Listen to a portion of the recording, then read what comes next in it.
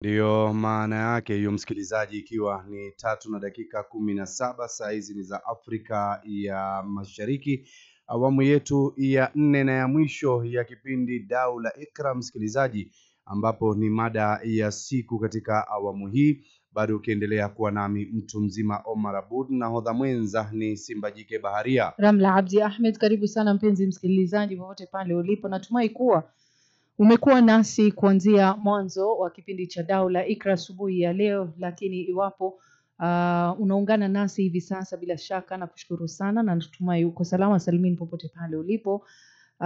Tuendelee kujadili masuala ambayo yanakuhusu, yananihusu, yanatuhusu sote kwa ujumla. Shukran sana kwa kuichagua na kuendelea kuitegea Dau la Ikra asubuhi ya leo. Na hapo awali tulikuwa tumekuahidi msikilizaji tutakuja kuangalia masala haya ya IEBC, lakini kwa sasa kwa kuwa bado kuna hatua ambazo zinahitajika kufanywa, mojawapo katika hatua hiyo ni kwamba rais awasilishe orodha ya mapendekezo, orodha ya majina waliopendekezwa kwa bunge la kitaifa kwa ajili ya kupigwa msasa, na amepewa majina mawili kwa ajili ya mwenyekiti kwa sababu lazima kuwe na ushindani kwa mujibu wa katiba ya Kenya. Kwa hivyo huwezi kupendekeza jina moja pekee, lazima kuwe na ushindani. Kwa hivyo majina ni mawili pamoja na 9 ya maafisa, ambao maafisa ni 6 peke yake wanaohitajika.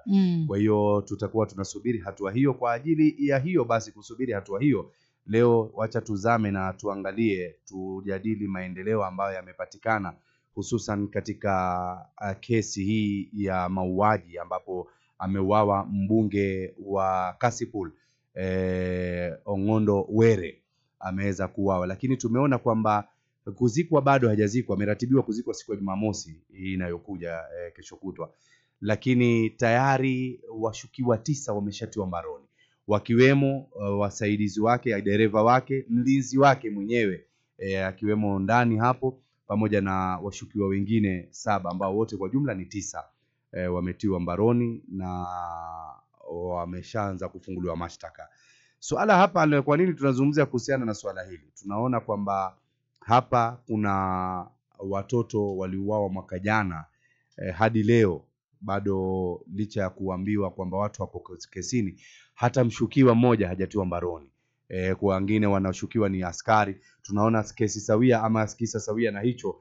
Kwa Were kuna askari ambaye amehusishwa pale kwenye yale mauaji na yuko kizuizini tayari, ameshatiwa mbaroni. Kwa hivyo tunaona kwamba mchakato huu wa kifo cha Were umeenda mbio sana. Watu 9 sasa wako mbaroni na wameshafunguliwa mashtaka, na uchunguzi unaenda kwa kasi sana, na uchunguzi unafanywa mpaka unaleta matumaini kabisa kwamba hapa huyu ndiye kabisa, huyu ndiye muuaji hapa. Kinyume na tofauti na visa vingine vya Wakenya wa kawaida ambapo Mkenya anauawa ama anadhulumika, hata hapatikani yule ambaye amefanya kisa kama kile, unaambiwa uchunguzi unaendelea ama umeanzishwa. Mara nyingi taarifa hizi huwa tunabaki tukizisoma, uchunguzi umeanzishwa. Hakuna siku tutarudi tuseme kwamba uchunguzi ulioanzishwa umekamilishwa. Hakuna. Lakini tunaona kwa mauaji ya mbunge Were mambo yameenda mchaka. Mambo yani yanapelekwa dizo, na tunaona kabisa kwamba kuna watu watahukumiwa. Dalili zote yani zipo kabisa, watu watahukumiwa kwa mauaji ya Were. Sasa hapa kitu ambacho nataka tujadili, kwanza tutapata sauti yake Junet Muhammad ambaye ni mbunge huyu wa Suna Mashariki kule, ambapo ilianzia hapa akisema kwamba ikiwa mauaji ya Were yatakwenda tu hivi, basi mara nyingi serikali ile ya mjumuisho haitawajumuisha tena, watatoka, hawatajijumuisha tena katika hiyo serikali. This thing called broad-based, I don't know where it exists. Leader in the National Assembly to pass his words of condolences.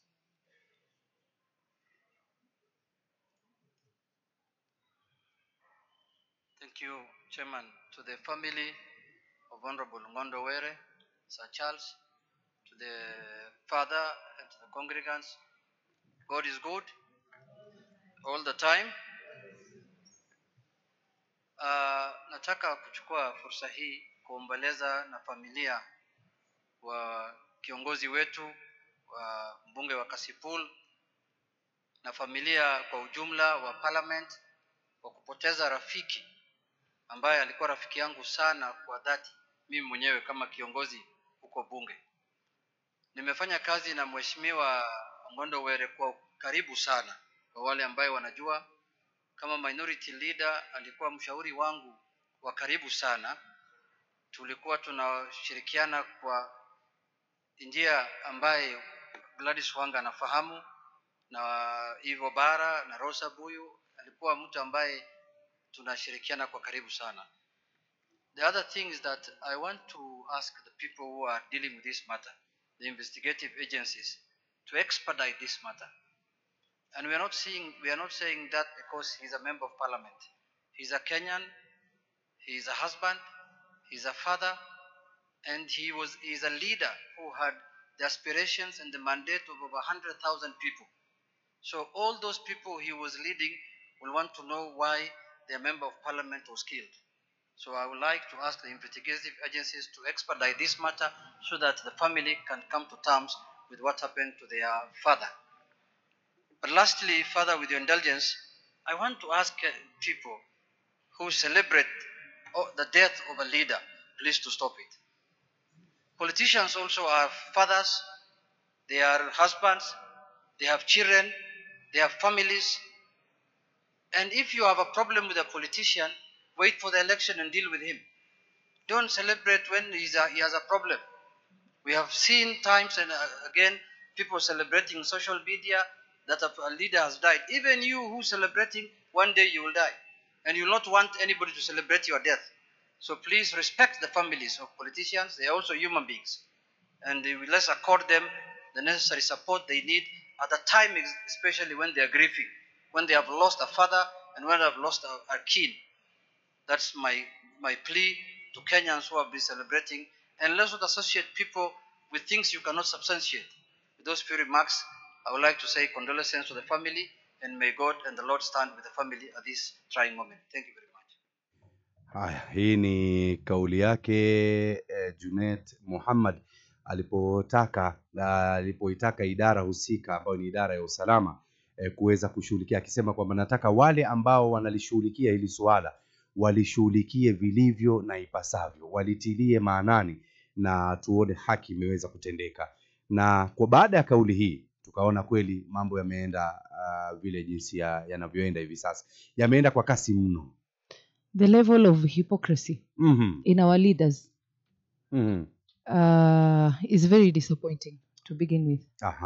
Kwa sababu wakati ambapo unamuona kiongozi akizungumza vile ambavyo anazungumza, ndio, alafu uilinganishi na jinsi ambavyo wanazungumza wakati ambapo wako bungeni wakijadili maisha ya wananchi wa kawaida, bila shaka ni jambo la kutamausha sana.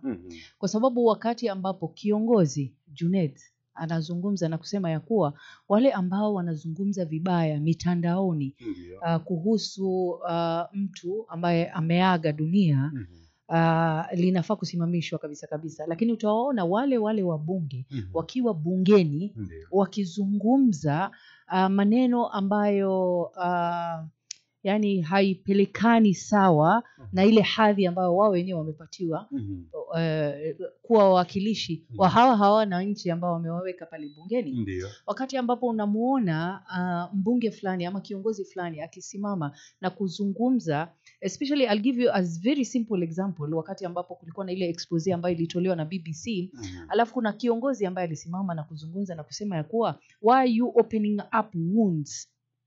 Ndio. Hii ni mambo ambayo ilifanyika, Wakenya washapona na wameendelea na maisha. Unaona?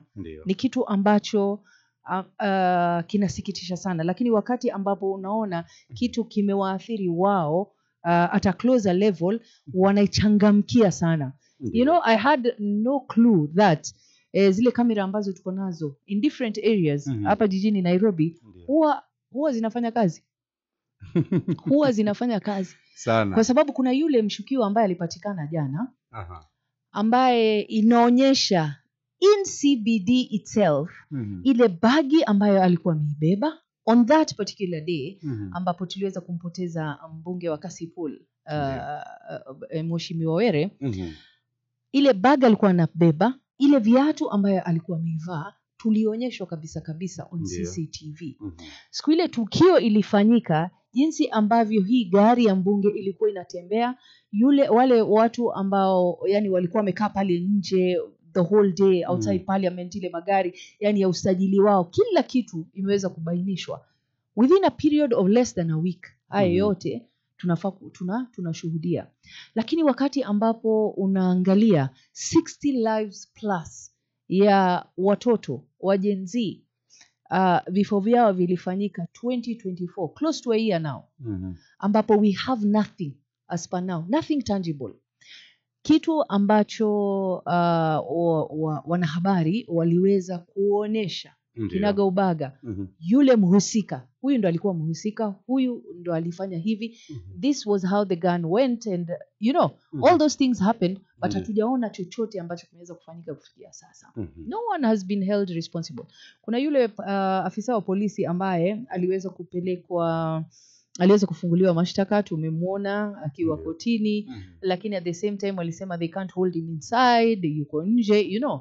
Lakini hawa 9 washapatikana, 9, na jinsi ambavyo hii kesi ambayo inapelekwa hivi na hivi kabisa, unaona, na very soon walisema, kwa sababu kuna zile pesa ambazo waliweza kupokea hawa watu ambao waliweza kutekeleza mauaji, kuna takriban 850,000 in terms of dollars ambayo iliweza kutolewa. Ndiyo. Sasa wanataka kujua hii pesa ilitoka wapi, how was it channeled.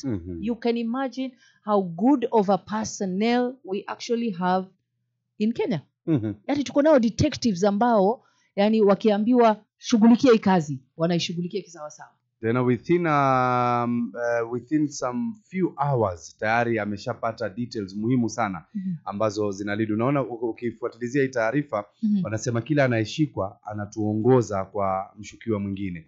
Kila anayeshikwa anatuongoza kwa mshukiwa mwingine. Kwa sasa wanasema wanafuatilizia kutaka kujua haswa pesa ni nani alikuwa mdhamini wa mauaji haya na ni kwa nini alitaka Were awe amefariki dunia ama auawe. Ni taarifa ambazo zinazidi kuibuka kila uchao, na tutakuwa tunazifuatilizia msikilizaji, na kuweza kuelimishana kwa upande mmoja au mwingine. Ila leo tunachotaka tuweze kukijadili hapa na kukiangazia, je, kuna usawa, kuna haki katika kutekelezwa kwa haki miongoni mwa Wakenya, hasa ukizingatia angalia jambo la Were linavyopelekwa na watangulizi wengine pia ambao wamekufa, watu mashuhuri, alafu na vile jinsi ambavyo mpaka leo tunavyozungumzia. Tizama, jana wanazungumza wale watu watetezi wa haki za binadamu kwamba kuna watu 104 wameuawa kipindi cha mwaka jana peke yake mikononi mwa polisi, lakini mpaka leo hawajulikani askari wale ni kina nani, na askari hao ndio hao ambao wanafuatilizia hivi sasa mauaji ya Were na wale watu wengine mashuhuri.